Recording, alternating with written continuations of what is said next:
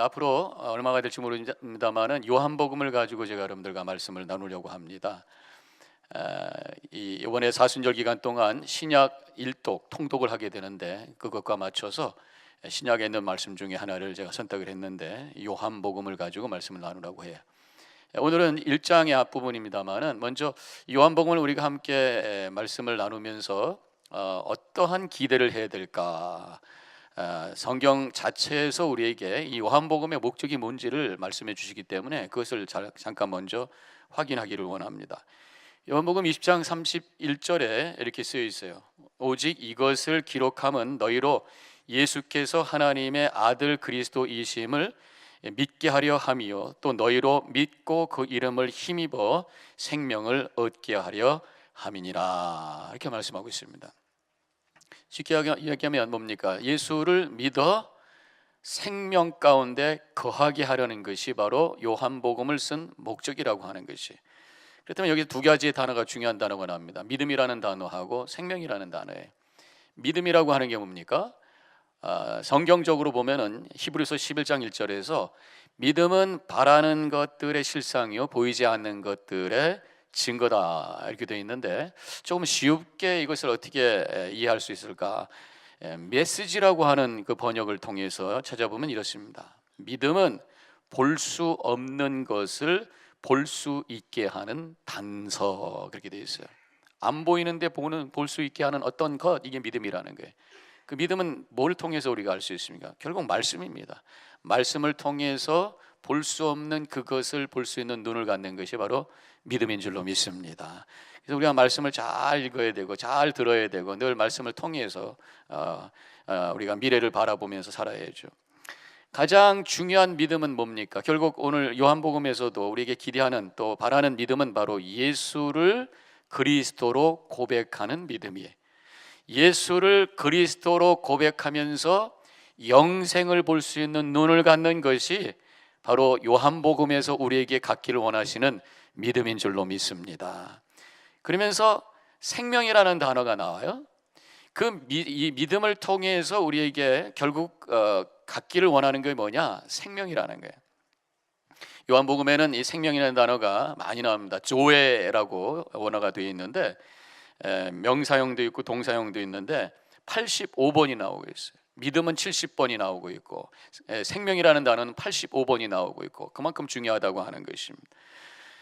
예수님께서도 이 땅에 오신 것이 바로 생명을 주시기 위해서 오셨다. 요한복음 10장 10절에서 이렇게 기록이 되어 있어요. 도둑이 오는 것은 도둑질하고 죽이고 멸망시키는 것뿐이요 내가 온 것은 양으로 생명을 얻게 하고 더 풍성히 얻게 하려는 것이다. 이렇게 말씀하고 있어요. 이 때문에 우리가 예수 그리스도를 믿음으로 결국 생명을 소유하고 생명을 체험하는 삶을 사는 것, 이것이 바로 요한복음을 기록한 목적이다. 믿으시기 바랍니다. 자, 이 생명이라고 하는 것은 소유하는 것이 아니죠. 주머니에 넣고 다니는 게 생명이 아니라 생명은 발휘하는 것이, 생명은 움직이는 것이고 생명은 힘이고 생명은 능력인 것이. 내가 예수 믿고 나중에 천당 간다, 영생을 얻는다 라고 하는 것에서 끝나는 것이 아니라 지금부터 예수 그리스도를 믿고 말씀을 붙들면서 어떤 능력을 경험하고 생명을 누리면서 생명력을 발휘하면서 사는 것이 바로 믿음의 여정인 줄로 믿습니다. 어떤 분이 한 번은 존 왈턴이라고 하는 분인데 제가 이화집에서 읽은 내용인데 그분이 처음에는 굉장히 어렵게 살았던 분이에요. 가게에서 뒤에서 청소나 하면서 시다로 있었던 이 사람인데 이렇게 어렵게 시작해가지고 자수성가한 사람인데 그가 사업을 하다가 어려움을 겪게 됐습니다. 그때 이분이 이제 크리스천이라서 교회를 갔는데 말씀을 들었어요. 설교를 통해서 누가복음 17장 6절에 있는 말씀, 겨자씨 하나만한 믿음이 있었다면 이 뽕나무더러 뿌리가 뽑혀 바다에 심기우라 하였을 것이요 그것이 너에게 순종하였으리라. 이런 말씀이 들렸습니다. 그래서 그 말씀을 붙잡았어요. 그리고 그 말씀을 기억하기 위해서 주머니에다가 겨자씨를 가지고 다녔다는 거예요. 마음이 흔들릴 때마다, 어려움이 올 때마다 겨자씨를 다시 한번 바라보면서 그래, 내가 작지만 이 믿음 가지고 이 모든 문제를 이겨내리라 하면서 기도하면서 열심히 감당했을 때 모든 문제를 이겨내고 중국에는 백화점을 소유하는 큰 그런 사업가가 되었고 당시에 많은 영향력을 끼쳤던 사람이 되었다고 하는 그런 얘기가 있어요. 믿음은, 예수 그리스도를 믿는 믿음은 지금부터 시작되는 삶 속에서 생명력을 발하는, 나에게 오는 모든 도전을 이겨내는 능력이요, 삶의 목적을 향해서 열정적으로 살아나가는 능력이요, 다른 사람들에게 영향을 주는 능력인 줄로 믿으시기를 바랍니다. 우리 요한복음을 통해서 그러한 은혜를 체험하시기를 주님의 이름으로 간절히 축원합니다. 요한복음에 이 두 단어 말고 반복되는 단어가 또 하나 있는데 성령이라는 단어가 나와요.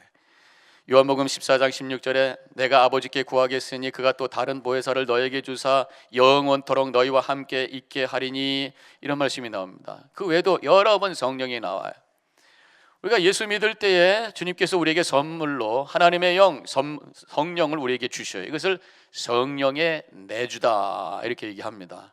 근데 성령의 내주만 가지고는 우리가 잘 모릅니다. 성령이 충만해야 성령의 능력을 체험하고 모든 것을 이길 수 있는 삶을 살게 되고 생명력 충만한 삶을 살게 되는 것이. 그래서 성령 충만이 필요한데 성령 충만을 위해서는 우리가 기도 열심히 합니다. 말씀도 열심히 묵상합니다. 또 한 가지 중요한 것이 있는데 바로 그것이 순종이라고 하는 것이. 성령 충만을 다른 말로 바꾸면 성령의 지배예요. 우리가 다른 것에 지배받으면 우리 노예가 됩니다. 그러나 성령의 지배를 받을 때 성령의 능력 속에서 생명력을 발휘하는 그런 힘 있는 삶을 살게 되는 줄로 믿으시기를 바랍니다. 그래서 이 믿음과 생명, 이 두 단어 사이에 성령이 들어가야 돼요. 우리가 믿음 가지고 끝나는 것이 아니라 성령 충만해서 하나님 말씀대로 내가 살겠다고 결단하며 겸손히 엎드려질 때에 성령께서 역사하게 되셔서 성령의 능력을 가지고 생명력을 발휘하는 그런 삶을 통해 하나님께 영광 돌리게 되는 줄로 믿습니다. 본문으로 들어가 보면 오늘 말씀에 1절에 있는 말씀을 함께 같이 봉독하도록 하겠습니다. 태초에 말씀이 계시니라. 이 말씀이 하나님과 함께 계셨으니 이 말씀은 곧 하나님이시니라. 그랬어요. 이 요한복음이 다른 복음서에 비해서 시작이 굉장히 좀 어렵습니다. 상당히 철학적인 단어를 좀 쓰고 있고, 그런데 여기서 이 말씀이라고 하는 단어가 지금 이 원어는 그릭이죠, 헬라어죠, 그리스어란 말이죠. 로고스라고 하는 단어를 쓰고 있어요. 이 로고스라고 하는 것은 우주의 정신이고 원리고 우주를 움직이는 하나의 능력이라고 하는 그런 개념을 이 헬라인들이 갖고 있습니다. 당시에 다른 복음서들은 한 60년 정도에 쓰여졌는데 AD 60년, 이 요한복음은 한 100년 했었어요. 그러니까 이미 교회들이 많이 생겼을 때입니다. 그러니까 이방인들이 많고 이방 교인도 많고 있기 때문에 그들에게 어떻게 하면은 예수님을 잘 설명할까 하다가 이 말씀이라는 단어, 로고스라는 단어를 통해서 설명하기를 원했던 것이 바로 요한복음의 저자의 의도라고 하는 것입니다. 유대인들은 다바르 그러면 다 이해해요. 다바르라고 하는 것이 하나님의 말씀이라는 뜻이 다바르라고 하는 히브리어입니다. 다바르라고 하는 것은 생명이 있고 인격이 있고 영향력이 있다고 믿고 있어요. 성경에 보니까 예레미야 23장 29절에 나 여호와가 말하노라 내 말이 불같이 아니하냐, 반석을 쳐서 부스러뜨리는 방망이 같지 아니냐.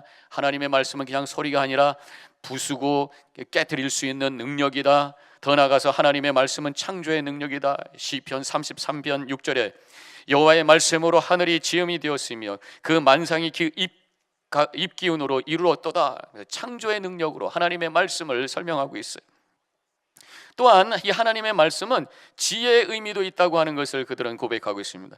잠언서 3장 19절에 여호와께서는 지혜로 땅을 세우셨으며 명철로 하늘을 굳게 펴셨고, 이 다마르 하나님의 말씀은 창조의 능력이고 창조의 놀라운 질서를 이루게 하는 지혜다라고 고백하는 것이 이 유대인들이 가지고 있는 말씀에 대한 개념인 거예요. 하나님은 그래서 세상을 말씀으로 창조하셨다. 하나님이 가라사대 빛이 있으라. 요새는 번역이 바뀌었어요. 하나님이 이르시되 빛이 있으라. 말씀으로 세상을 다마르로 창조하셨다라고 고백하는 것이 유대인들의 고백입니다. 그러면서 그들이 이 다마르하고 관계 있는 비슷한 헬라어가 뭘까 했을 때 아하, 로고스. 그래서 이 말씀에 대해서 태초에 말씀이 계시니라 했을 때 로고스라는 단어를 통해서 이 헬라인들에게 설명하려고 했던 것이, 이스라엘 백성들에게는 예수님에 대해 설명할 때에 메시아라고 하면 금방 이해해요. 근데 헬라인들에게는 메시아의 개념이 없습니다. 그래서 로고스라는 단어를 통해서 로고스가 예수님이다, 하나님의 말씀이 로고스고 그 로고스가 이 땅에 오신 분이 바로 예수님입니다 라고 하는 것이 요한복음 1장에서 설명하는 내용이라고 하는 것이, 14절에 말씀이 육신이 되어 우리 가운데 거하심에 우리가 그 영광을 보니 아버지와 독생자의 영광이요 그랬어요. 이제 그 로고스가 이 땅에 육신으로 오셨는데 그분이 바로 예수님입니다 라고 설명하는 말씀이 바로 이 말씀입니다. 그래서 우리가 성육신이라고 그러죠.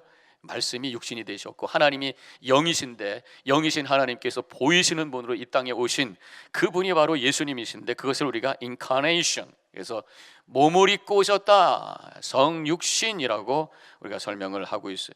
그래서 이 헬라인들에게도 우주의 정신, 우주를 움직이는 능력, 이 로고스가 이 땅에 오신 그분이 바로 예수님입니다. 예수님은 하나의 인간이 아니라 바로 이렇게 엄청난 능력과 지혜를 가지신 그분입니다 라고 설명하는 것이 로고스를 통해서 예수님을 설명하려고 하는 요한복음 기자의 의도라고 하는 것입니다. 기독교 신앙은 이렇게 성육신의 신앙이에요. 하나님께서 이 땅에 몸으로 오셨다.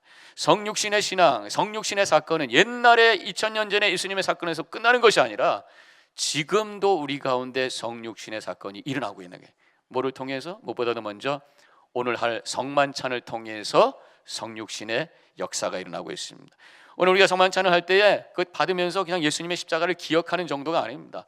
예수님이 지금 우리 가운데 다시 한번 몸으로 피로 나타나셨다라고 하는 것을 보고 만지고 느끼는 시간이 바로 성만찬 시간인 줄로 믿으시기를 바랍니다. 그리고 그분을 내가 구체적으로 내 삶 속에 모시는 시간이 바로 성만찬 시간인 거예요.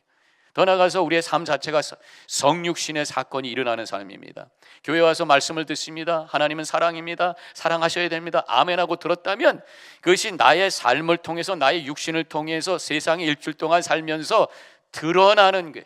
다른 사람들에게 보여주는 것이, 이것이 우리의 삶 속에서 일어나는 성육신의 사건인 줄로 믿으시길 바랍니다. 앞으로 일주일 동안 여러분들의 삶 속에 예수 그리스도의 그 삶이, 하나님의 말씀이 성육신 되시는 놀라운 역사가 일어나기를 주님의 이름으로 간절히 축원합니다.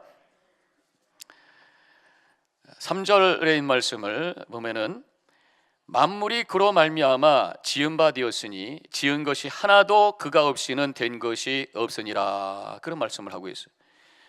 그로 말미암아, 로고스로 말미암아, 하나님께서 세상을 창조하실 때에 로고스, 또 예수 그리스도를 통해서 창조하셨다. 결국 오늘 말씀의 논리를 통해서 그렇게 우리가 설명할 수 있잖아요.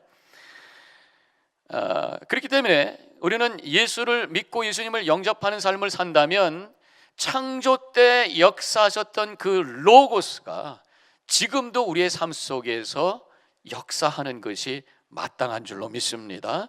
그래서 우리가 예수 믿는다고 하는 것은 또 한 번의 창조가 우리 안에서 일어나는 거예요. 옛날에 로고스가, 하나님의 말씀이 이 세상을 창조하셨던 것처럼 다시 그 말씀 되시는 로고스이신 예수님께서 우리 안에 들어오실 때에 우리 안에 새로운 창조의 역사가 일어나는, 이것이 바로 믿음의 삶인 줄로 믿으시길 바랍니다. 그러면 예수님을 통해서 우리 안에 창조의 역사가 일어난다는 게 뭐냐? 창세기 말씀을 통해서 우리는 거기서 힌트를 얻을 수가 있어요. 창세기 1장 2절에 땅이 혼돈하고 공허하며 흑암이 깊은 위에 있고, 이것이 뭡니까? 하나님의 창조 역사가 시작되기 전의 상태를 얘기하는 거예요. 혼돈, 공허, 흑암, 이 세 가지입니다. 하나님께서 그때의 로고스, 말씀을 선포했을 때에 바로 혼돈이 변해서 질서가 만들어지기 시작하죠. 그리고 이 공허가 변해서 충만하게 되었어요. 그리고 흑암이 변해서 빛이 채워지게 된 것을 볼 수가 있습니다. 그렇다면 우리가 예수님을 믿고 그 예수님이, 로고스 되시는 예수님이 우리 안에 들어왔을 때도 똑같은 현상이 일어나는 것이에요. 혼돈에서 질서가 잡히는 것이, 우리 삶은 혼돈이 됩니다. 방향이 없을 때는 혼돈이 됩니다. 방황하게 됩니다. 그러나 방향이 생기고 목표가 생기면 거기에 질서가 만들어지는 거예요. 우리가 예수를 믿는다면, 로고스 되시는 주님을 붙들고 산다면 우리 삶 속에 분명한 비전과 목적이 만들어지는 것이. 성경에 분명히 이런 말씀이 있습니다. 에베소서 2장 10절에서 우리는 그가 만드신 바라 그리스도 예수 안에서 선한 일을 위하여 지으심을 받은 자니. 그래서 그리스도 안에서 우리를 새롭게 하나님께서 지어주셨는데, 선한 일을 위하여, 무엇인가 하나님의 거룩한 뜻을 이루기 위하여 우리를 다시 재창조하셨다.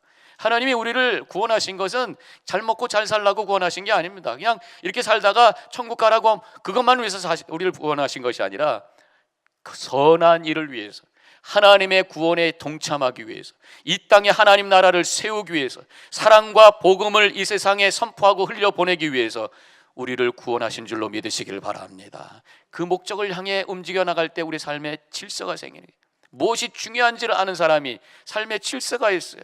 뭘 위해 살지 모를 때 방황하게 되고, 그러면 그 인생에 넘어지게 된단 말이에요.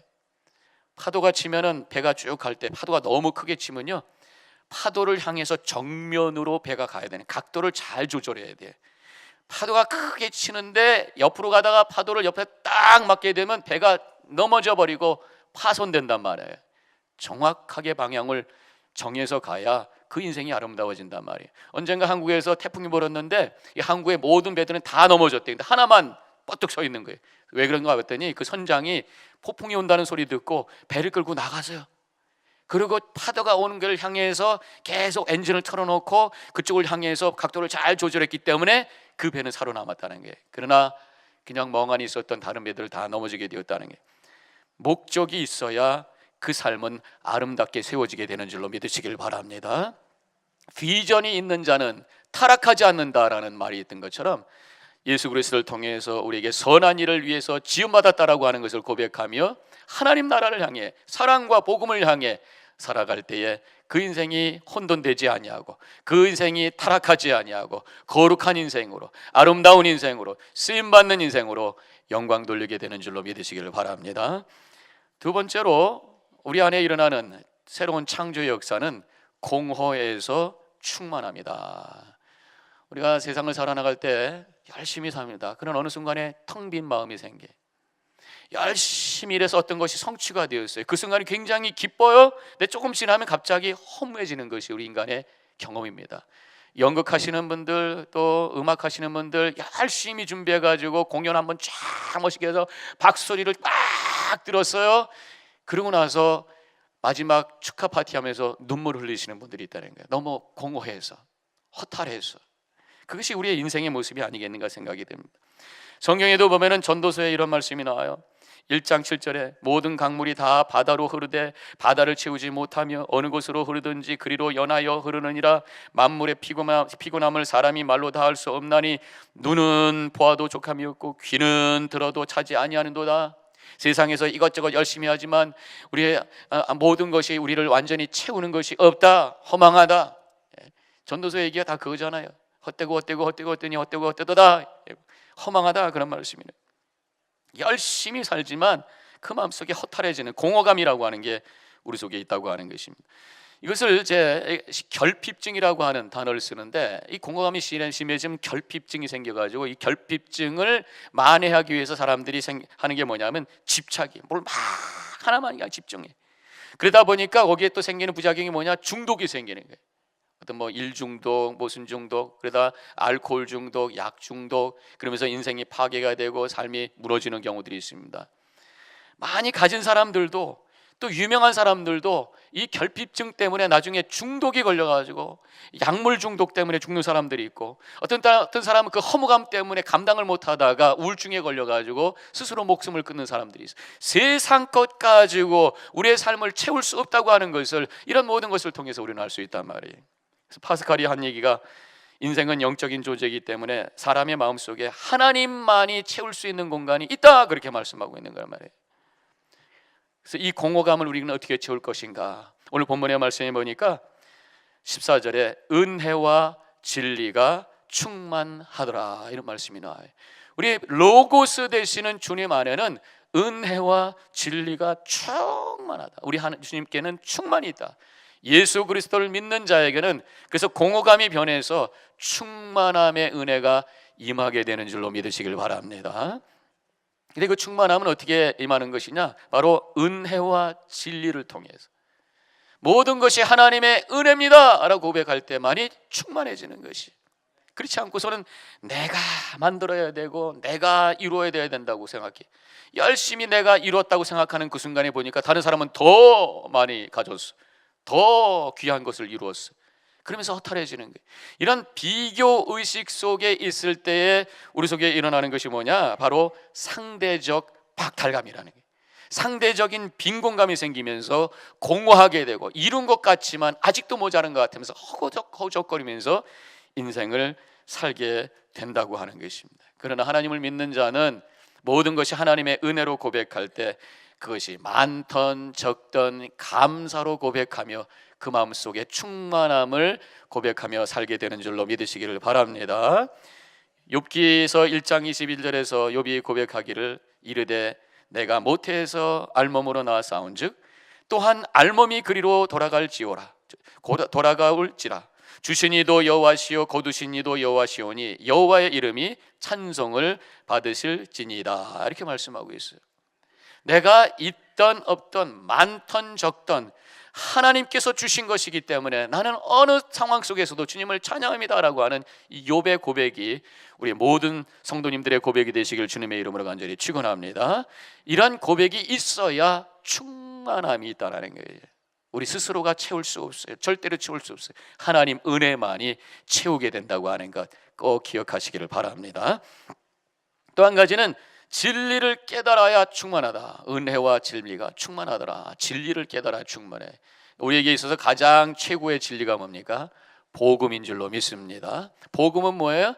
예수가 그리스도라고 하는 고백이, 예수님만이 나의 구원자시고 예수님만이 나의 소망이시고 예수님에게는 만이 나에게는 영생이 있습니다라고 하는 예수님에 대한 고백이 있는 자가 충만해진다, 그런 말씀이.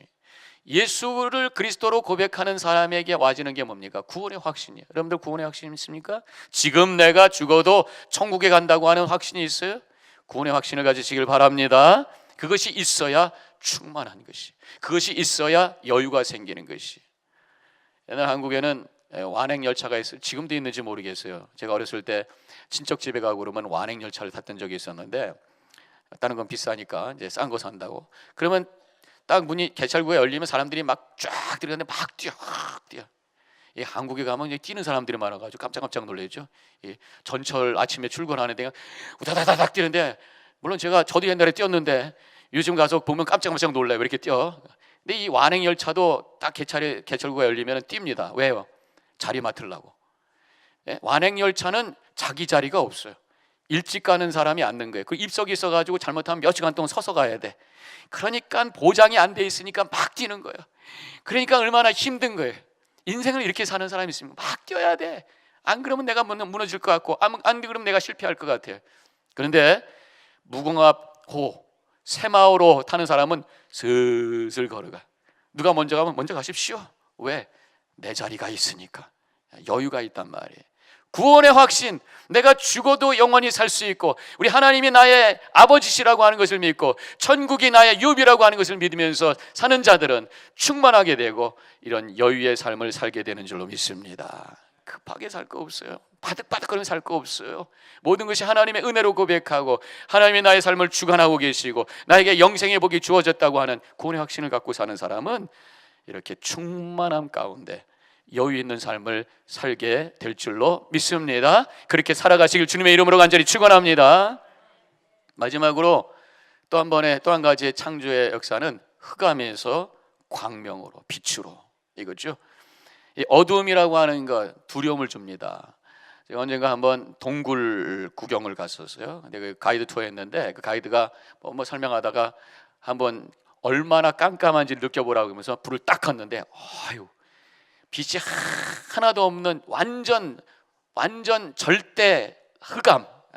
얼마나 무서운지 몰라요. 거기 혼자 있는다면 얼마나 무서울까, 그런 생각이 들었고, 이 이 어둠이라고 하는 것은 사람을 방황하게 만듭니다. 어둠 속에서 걸어가다 보면 막 부딪히게 되고 막 어디가 길인지 모르고 헤매게 되잖아요. 한국에서 언젠가 어떤 사람이 길을 걸어가다가 맨홀 뚜껑이 열려 있는데 쑥 빠졌다는 거예요. 이 사람이 길을 잘못 찾아갖고 밑에 빠져가지고 헤매기 시작했는데 이 속으로 돌아다니기 시작한 거예요. 9일 만에 빠져나갔대. 500m 반경으로 그냥 9일 동안 헤매다가 나왔다고 하는 거예요. 빛이 없으면 우리는 이렇게 헤매게 방황하게 되어 있다고 하는 것입니다. 이 어둠이라고 하는 것은 또 더러움을 만들어요. 제가 미국에 와가지고 뉴욕 구경을 갔었는데 지하철역에 가가지고 깜짝 놀랐어요. 레일이 이렇게 있는데 뭐가 움직여서 봤더니 토끼만한 rat, 쥐하고 그냥 마우스하고 좀 다르다고 그럽니다. 아무튼 쥐처럼 생겼잖아요. 그래서 세상에 미국에는 다 크다는데 쥐도 이렇게 커? 그래 깜짝 놀랐던 적이 있어요. 어두운 곳에 더러운 것들이 끼어 있단 말이에요. 어두운 곳에는 생명이 없어요. 그래서 빛이 얼마나 중요한가. 하나님께서 모든 것을 창조하실 때 제일 먼저 하나님께서 이르시되 뭐라고 그랬어요? 빛이 있으라 말씀하셨어요. 빛을 창조하셨단 말이에요. 우리 예수님도 바로 자신이 빛이라고 말씀하셨습니다. 오늘 4절에 그 안에 생명이 있었으니 이 생명은 사람들의 빛이다 이렇게 말씀하셨어요. 아무리 어둠이 진하고 강해도 자그마한 빛 앞에는 꼼짝없이 도망가게 되는 줄로 믿습니다. 빛이 어둠을 이기는 강력한 힘이라고 하는 것이, 아무리 두려워도, 아무리 절망스러운, 또 방황해도, 아무리 죄와 죽음이 있을지라도 예수 그리스도가 계신 곳에서는 이 모든 어려움은 완전히 물러가게 되는 줄로 믿으시길 바랍니다.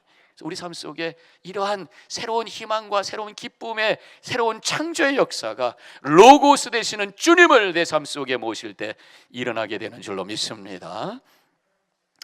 오늘 결론의 말씀을 드리겠어요. 로고스 되시는 예수님을 내 안에 모심으로 새로운 창조의 역사가 일어나는데 삶의 질서를 회복하게 되고 존재가 충만해지게 되고 새로운 생명과 소망의 빛을 발견하는 기쁨과 은혜를 체험하는 모든 성도님과 제가 되기를 주님의 이름으로 간절히 축원합니다.